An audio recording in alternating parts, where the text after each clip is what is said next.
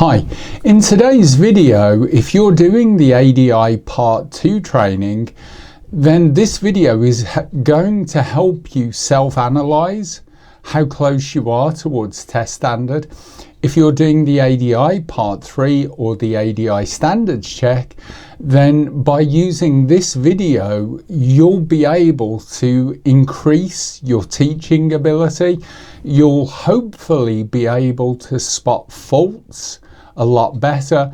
And once you can spot the faults, it's then easier to analyze them and fix them. And in today's video, we're going to tell you the top 10 reasons that people fail their driving test. Welcome to Driver Training. So my name's Chris from Driver Training Limited. We've been audit registered trainers since 2007. And I know what you're thinking. If this is about learner drivers failing, then how's this going to help me when I'm doing my ADI Part 2? Or how's it going to help me for the ADI Part 3 or Standards Check test? Well, let's split those up to explain. These are the top 10 most common faults for drivers. So if you're doing your ADI Part 2 training, I will guarantee that you are either doing some of these or have been doing some of these, and perhaps you haven't realized. If you're doing the ADI Part 3 or the Standards Check test, then because these reasons are so common amongst pupils for failure, and the fail rate on the ADI Part 3 is so high, remember 65% fail their Part 3, then the way this video can help you is next time you go out with your pupil or next time you go out with your trainer, you can look and think, is my pupil or is my trainer doing any of these faults? Perhaps you won't have noticed. It's so common that when we sit in the back of people that are doing the ADI Part 3 or their Standards Check, and at the end of it, we'll say to them, did you not notice that every time your pupil changed gear, they were just looking down at it? Or when they went to brake in traffic, they looked down at the pedals. Did you notice when we came up to that junction, they only looked right and then went? That is so common. And these are some of the things that we can be doing on our ADI Part 2. So for the Part 2, can you just get a screen mount and put your phone on there and record yourself for half an hour driving the test route and then watch it back? Do you do any of the things that we're about to go through? If it is, you can sort of self-analyze and think, man, I wouldn't pass the Part 2. I need to up my game. But then what this video also does is gives you ways of not only fixing these things, but explaining them to your pupils as well. So again, even if you're on the ADI Part 2, the next step is to start teaching these things to your learners. That's what this video is going to help you do. So let's get into the top 10 reasons that people fail their driving test in the UK. Now, all this information is from the DVSA themselves. So not only do they give you the main reasons for why people fail, they break it down into the most common subtopics for failure. So let me show you what I mean. We'll start off at number 10. The 10th most common reason for failing the test is not keeping control of the vehicle during reverse parking. So parallel parking, reversing into a bay. Well, what does that mean? They don't keep control. Well, first of all, the first sub point is the wheels end up on the pavement at the end of the parallel park. It says when you complete a parallel park, either the front or the back wheel or both, on the passenger side end up on the pavement. So for our ADI part 2, is that something that we do? You may get the parallel park right 7 out of 10 times, but are there a couple of times when the wheel bumps the curb, goes up the curb? If that is the case, you wouldn't pass the part 2. For the part 3, is this something your pupils do when you do the parallel park? How can we fix it? Well, the major cause for this is often that the instructor hasn't given them a reference point or a focal point, F-O-C-A-L, focal or reference point. They need a point to be able to know when they should turn. They also need a point of how much they should turn. So for us, generally in our cars, we teach the pupils that as they come back towards the curb, at a specified point, which is normally when the front door handle is either touching the curb, looks as if it's touching the curb in the mirror, or halfway over the curb, that's the point to do full right lock. Turn the wheel all the way to the right until it won't turn anymore. Now, what some instructors will do, some trainees, they'll just keep saying, come back, come back, come back, now turn. Well, that's good, but how are they going to do that without you in the car? That's the point of the ADI Part 3 and standards check. Can they do it without you? And if you're doing the ADI Part 2, assess yourself, when do you know when to turn? Because some people, as we've said, will just say, yeah, I kind of do it. But that's not good enough for the Part 3. You need to be able to teach someone to do it without you in the car. For the Part 3 and standards check, do we give them that reference point? Do we give them the focal point? And as we'll go on to see in a minute, the reference point needs to be viewed by the pupil, not you telling them where that reference point is. So we'll explain more of that in a second. But the major cause for people going up the pavement, going up the curb, is first of all, the reference point isn't right of where to turn, and secondly, the amount that they need to turn. If you're watching the pupil for Part 3 and standards check, do they do full right lock? Do they do full left lock? Because they're thinking, well, I'm going that way, so I need to steer that way, which again is not correct, but that's what people do. Are they turning enough? Are they doing half a turn instead of full lock? These are the things that you need to watch the pupil while they're doing it to see what is causing this problem. So, with too many attempts to reposition when parking, it tends to be that the person, the learner, doesn't have the correct point of turn. And sometimes what can happen is the instructor will say to them, I want you to get the white line in the middle of the door, and that's your point of turn. Well, that's wrong, because everybody's focal point, everybody's reference point is different. So if you're Chris and you're 6'5", that seat's going to be all the way back.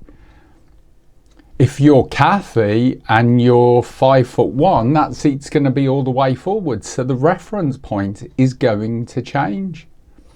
So what you need to do as an instructor is pull them up and stop them where you know from the passenger seat is the correct point of turn, then you say to the pupil, where does that white line meet your door? So for some it will be in the middle, some it will be further forward, some it will be further back. And sometimes it takes a couple of attempts just at practicing to find where it is. You may even have to put your finger on the door sill and say, tell me when that white line lines up with my finger. And they may have to move forwards or backwards.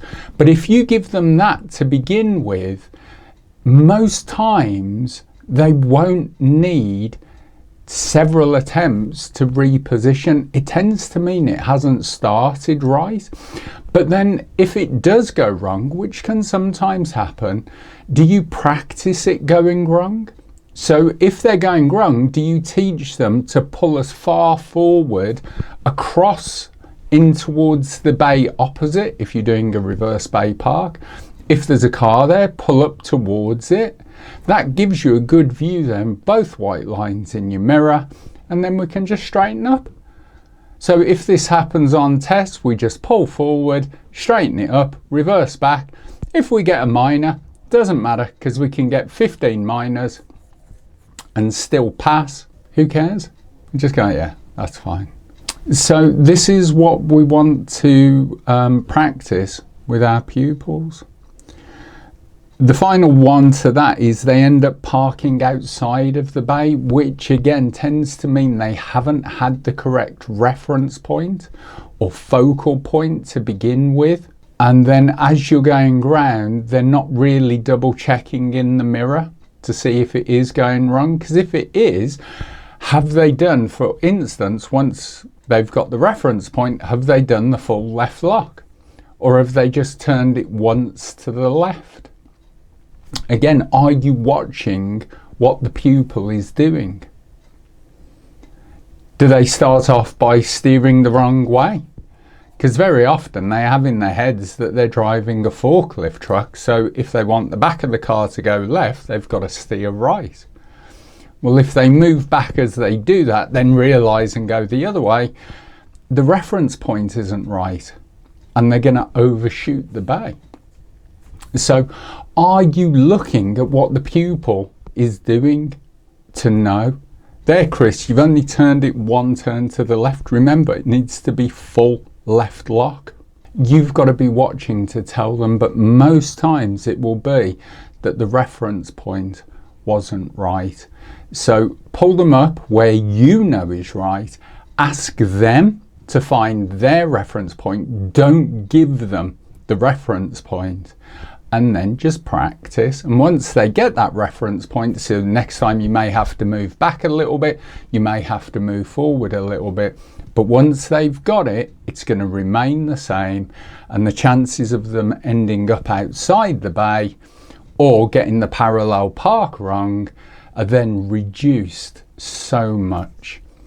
But again, on part 2, do you do that? Because when you move on to part 3, great, you can do it. You know, well, I turn the wheel. If it's going wrong, I'll come back this way, I'll turn that way, and I'll go in the bay. But how are you going to teach that to a learner? You've got to develop a way in your driving that once you pass your part 2 and go on to part 3, you can say what we do.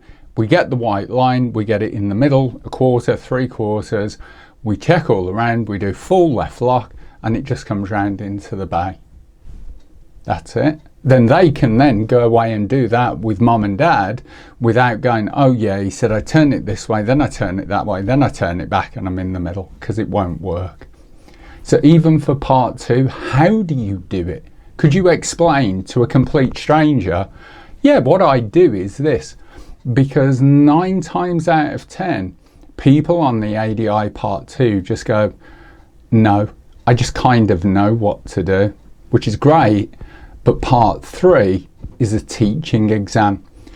So the sooner you start getting used to being able to explain what you do, when you do it, how much you do it, the more for part 3 you're going to hit the ground running and get the hang of it. Number 9 in our top 10 list is not responding correctly to road markings. So that means not following direction arrows on the road. So you come to a roundabout, the arrows on the road or the sign before it distinctly says straight ahead is right hand lane, left lane is left only. They get into the left hand lane and they go straight across. Again, have you noticed yourself on the ADI Part 2 doing that? On the ADI Part 3, have your pupils gone to do that? And then have you said to them, you got in the wrong lane there, didn't you notice the sign? And that's been about it. So you haven't really told them how much of a fault it was, the possible outcome, the fault analysis. You got away with it this time, but what if there'd have been a car next to us in the right hand lane at that point? What if there'd have been a lorry going straight ahead? What's going to happen? So what would happen if we were in the left lane and then realised we're in the wrong lane? We'll just do mirrors and signal, go left, no big deal. It's not a geography exam. Doesn't matter who it is, you, me, the examiner. Take us to a different town, a different city, London, Birmingham, Glasgow. At some point we're going to get in the wrong lane. The key is not worrying if it goes wrong, but how we deal with it to put it right. The second example is there are 3 lanes. The left says left to the city. The centre lane has an arrow pointing straight ahead for the A3. And the right lane has an arrow pointing right to York Street. The learner is asked to follow directions to the city, which is the left lane, but they go into the centre lane and then still attempt to turn left. So road markings, do we get our pupils to look at the road markings? Okay, so in this instance, 3 lanes, left says left only to the city. And your pupil said, what lane do I need? Well, let's look at the road markings. And if you have to tell them, which is fine, you need the left lane on this attempt, do you then pull them up, draw it, show them on Google Maps, show them on your tablet, the road layout, say, so looking at that, what lane would you say, Chris? Oh, left. Yes. So I tell you what, let's go round again and let's have a look at it. And then as you're approaching it, just check the centre mirror. So just come off the gas, just approach it a bit slower. So look at the road markings. Now, if I said to you, we're following the signs for the city, which lane do we need? Oh, well, that says left. Yeah, that's it. Well done. So can you see the further ahead we look, the easier it makes it? Is that something that happens to you on your part 2? Have you had your trainer say, did you not see those road markings then? No. That's the importance of what we need to do. The second part is straddling lanes on a roundabout. You approach a roundabout, there are clear road markings showing the different lanes, but the driver, the learner, straddles both lanes. Again, this is so common on the ADI Part 2. Remember, you have to follow the lane no matter where it goes. There's a couple of videos on the website for ones in Telford. There's the double roundabout at Donington and the Lime Kiln roundabout in Priorslee. And they all have ones where straight ahead, second exit is there, but you end up going that way to follow the lane round to come back. And the trouble is, most people just straight line it. They straddle that white line. They kind of pick both lanes. On the test, it's an automatic fail. But are your pupils doing that? The times we've sat in the back and said to trainees, did you not see them? The white line was coming straight through the middle of the bonnet. I thought so. Would you do that on part 2? No. So neither should your pupil for part 3 then. That's what we've got to think. So on approach, do we get them to look and follow the curb round? If they're in the middle lane, do we look at both white lines? So follow the lane, Chris. Don't worry about where it goes. If you're in the left lane and it's one of those that bends round, just stay by the left curb. Don't worry about where you're heading. Just follow your lane. The third part of that one is crossing double white lines where the line near to you is solid. Now there are occasions, such as things like road sweepers or vehicles that are less than 10 miles an hour, where it is permissible to overtake on a solid white line if you can see that it is safe to do so. However, without those stipulations, you can't. And the amount of times that happens is quite amazing. In fact, we were doing a part 3 session with country roads, and there was solid white lines. There was a lorry, you couldn't see a thing. And I'm playing the role, obviously, of the learner. Put my signal on, drop it down a gear, ready to overtake. And just as I'm kind of moving out to give the impression that I'm going to overtake, the trainee shows it, don't, and then went into a complete rant about how stupid it was to try and overtake on double solid white lines. And we had to kind of bring out the point that, you know, remember that wire in the washing machine that the electrician has said, don't touch those 2 wires? And you go, oh, is it going to turbocharge my washing machine? And the electrician goes, don't be stupid, you're going to kill yourself and blow the house up. What is wrong with you? Why would you want to do that? Well, I have no idea what those 2 wires are for. And it could be the same with your learner. You've got 15, 20, 30 years of driving experience. They haven't.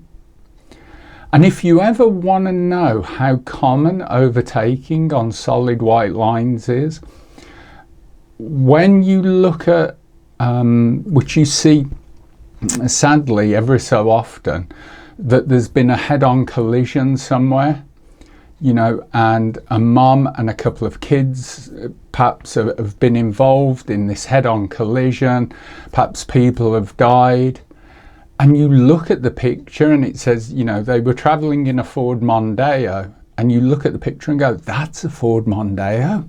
I wouldn't even recognise it because it's so badly damaged. 9 times out of 10, you look at the road markings and there'll be solid white lines. So someone has overtaken. Now to you and I, it's stupid because it's common sense, but common sense ain't that common anymore. You have to teach them this. And even if you're not in an example is if you're not in a situation where you need to overtake, you can still be saying to them, would you overtake at this point? If there was a slow moving vehicle in front doing perhaps 25 to 50 mile an hour road, would you overtake? Yes. What's the solid white line mean? Oh yeah. You can give a commentary as you're driving along, which one of our videos, the country video, driving on country roads, shows. Even if the road's empty, you can be saying to them, so I'm looking ahead, I can see the centre lines now become solid white lines. So I wouldn't overtake at this point because there's a brow of a hill coming up, there's a bend, I can't see round the bend. What if a 40-ton lorry comes round that bend?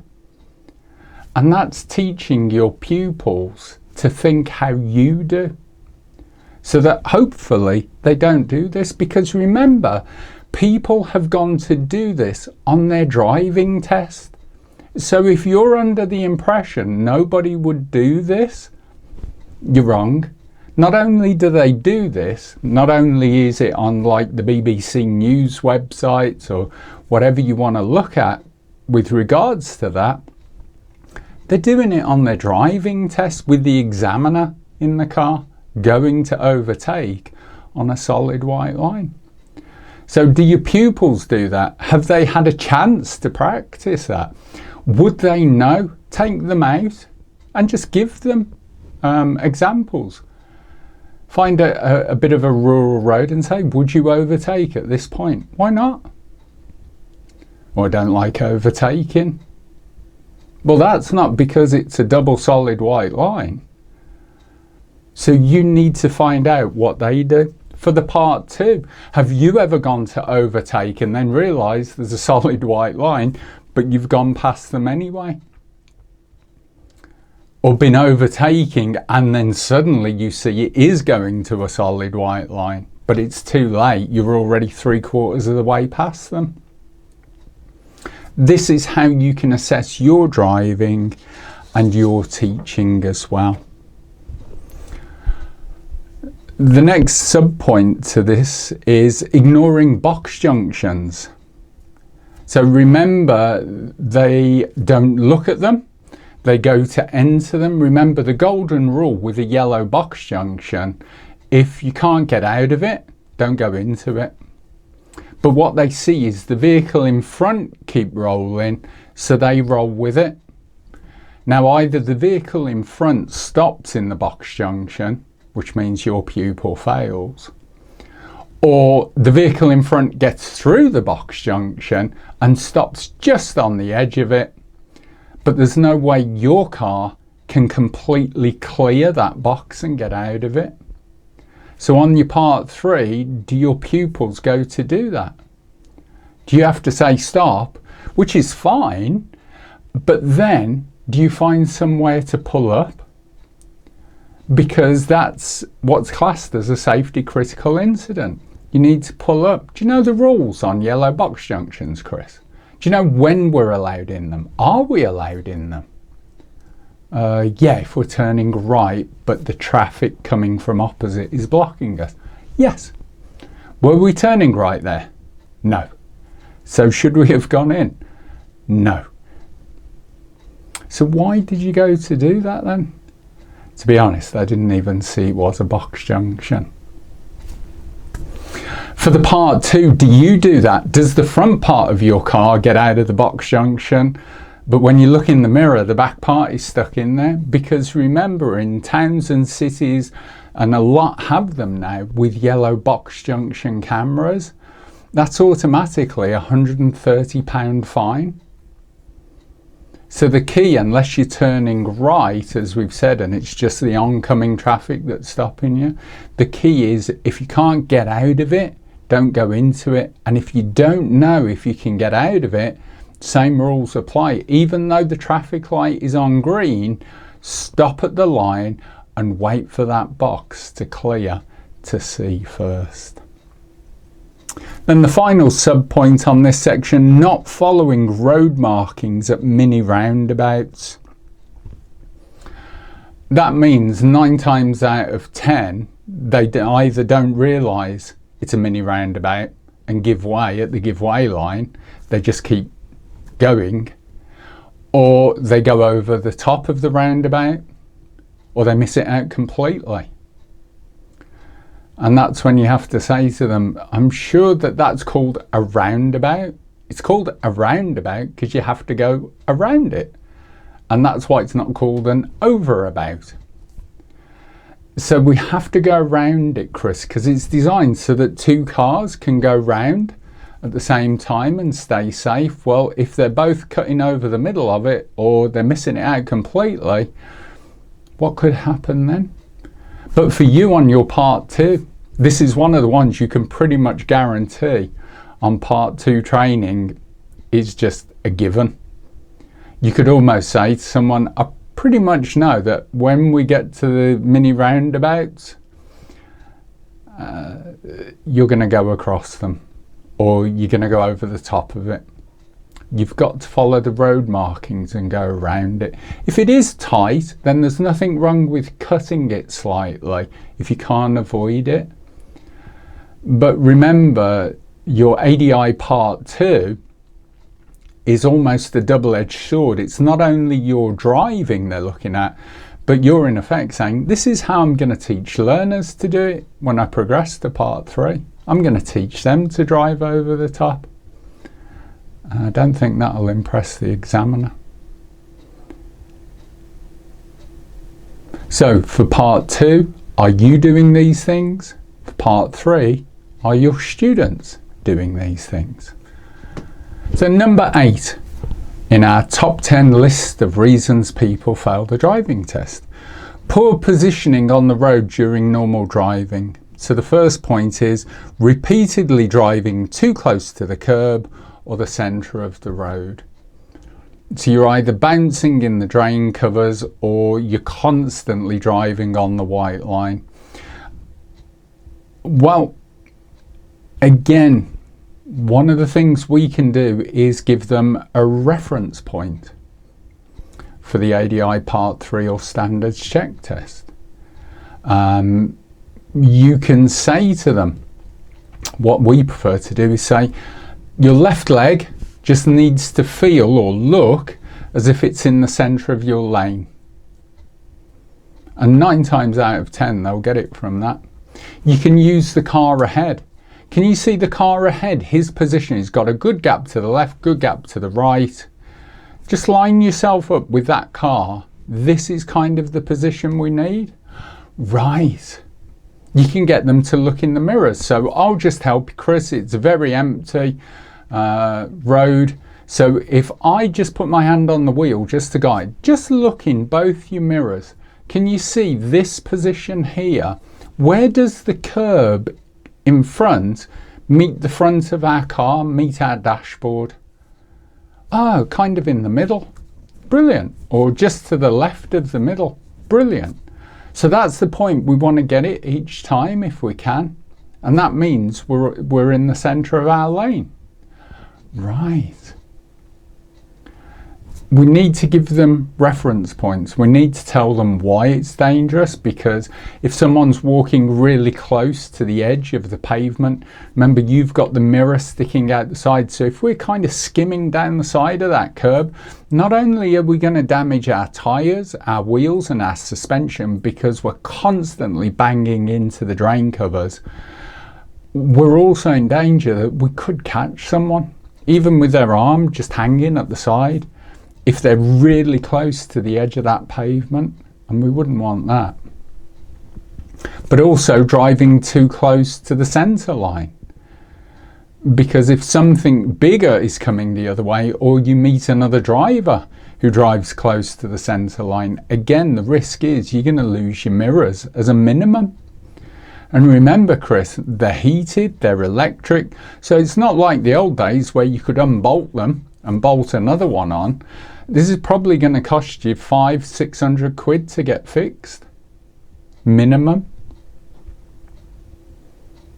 because it has to go, especially if you've got like a lease car or a newer car, it has to go to the dealer to be done, and that's if it doesn't do any damage to the bodywork when it rips it off. So can we give them reference points, focal points? But then on the ADI Part 2, do you do that? Is your car constantly bouncing up and down in the potholes? As you're coming down the road, if there's a bollard in the middle of the road, you know, a pedestrian refuge or a bollard, do you find yourself having to move to the left to go round it? Because you shouldn't be. You should be in the middle of the lane. You shouldn't be heading head on towards a bollard or a pedestrian refuge which is in the centre of the road. You should be to the side of it. So again, we can look at it for our own driving, we can look at it for our pupils' driving. Again, for the Part 3, for the standards check, could we pull them up and then get them to analyse it? What would be the problem with driving very close to the curb? What would be the problem with staying on the centre white line? What if there's a vehicle coming to turn right? Where's he going to be positioned? Oh, by the centre white line, yeah. And then we're going to come down towards them. So how are we going to fix this, do you know? Do you have a reference point? Do you have a focal point? No, my instructor never told me. So we can give them that. The second sub-point, unnecessarily driving in the right-hand lane of a dual carriageway. So when they overtake someone, perhaps, they just stay in the right-hand lane. Choice of two lanes, generally we say always left. And anyone that wants to go quicker can just go razzing past. You can stick at the speed limit, pass your test. You're not getting in anyone's way. So do we practice that with our pupils? For the ADI Part 2, do we do that? Are there occasions when you get undertaken by cars going quicker? Unless there's a road marking or a road sign saying you need to be in that lane for a specific location, then that means you should have been in the left-hand lane. So it's something we can look at for our own driving, and are our pupils doing it? The third sub-point, cutting across the normal road position when you go ahead at a roundabout with no lane markings. It says, in other words, you straight line the roundabout with no consideration for the following vehicles. This is where very often, again, that Donington roundabout is just like that. There are two lanes on approach. On Part 3, do your pupils do that? Do they take the racing line, just straight line across? For the Part 2, again, that's one of the givens. That's pretty much a guarantee that they're just going to take the straightest line across. And as an advanced driver, this is where it can become weird. If you take things, well, what used to be like the ROSPA courses, and they teach you very often, as an advanced driver, that may be the better way to do it. But you're showing that you can drive to what it actually says in the highway code as, you know, a driver and someone who's going to teach people. So again, although that left lane goes the long way round, do you follow it? Do you have, if you're on the ADI Part 2, do you have people blow their horns at you on roundabouts? Chances are that means you've crossed the white line, or what would have been the white line. You've crossed into their lane, that there are no road markings, but there's still two lanes. So for the Part 3, do we say we've got to imagine that white line going round? Or very often there's a seam of tarmac where they're kind of joined together, and that in effect is where your white line would have been. Failing that, if you're in the left lane, stay close to the left curb all the way around the roundabout. You don't need road markings, you've got a left curb, just follow that. If you're going right at the roundabout, stay close to the roundabout, hug the roundabout, as they say. And then again, you don't need road markings because you know you're going to be in the correct position. So you see reference points, focal points, not only for us in our driving and on the ADI Part 2, but also for the ADI Part 3 as well.